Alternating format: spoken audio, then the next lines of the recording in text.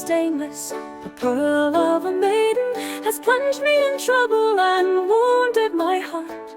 With sorrow and gloom is my soul overladen, and anguish is there that will never depart.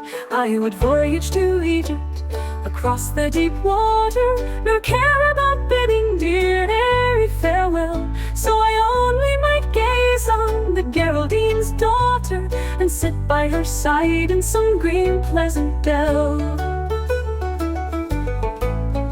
Her curling locks wave round her figure of lightness, all dazzling and long like the purest of gold. Her blue eyes resemble twin stars in their brightness, and her brow is like marble or wax to behold. The radiance of heaven illumines her features, where the snows and the rose have erected their throne. It would seem that the sun had forgotten all creatures, to shine on the Geraldine's daughter alone.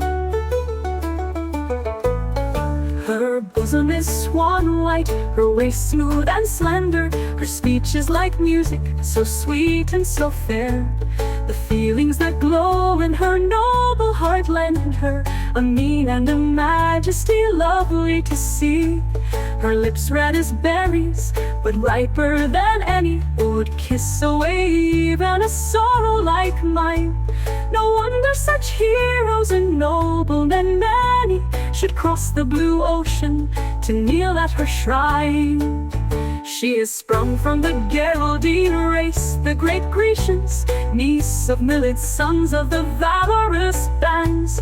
Those heroes, the seed of the olden Phoenicians, though now trodden down, without fame, without lands, of her ancestors flourished the barries and powers. To the lords of Bunratty she too is allied, and not a proud noble near Cashel's high towers, but is kin to this maiden, the Geraldine's pride.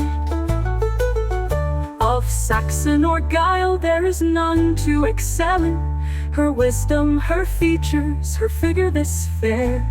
In all she surpasses the far famous Helen, whose beauty drove thousands to death and despair.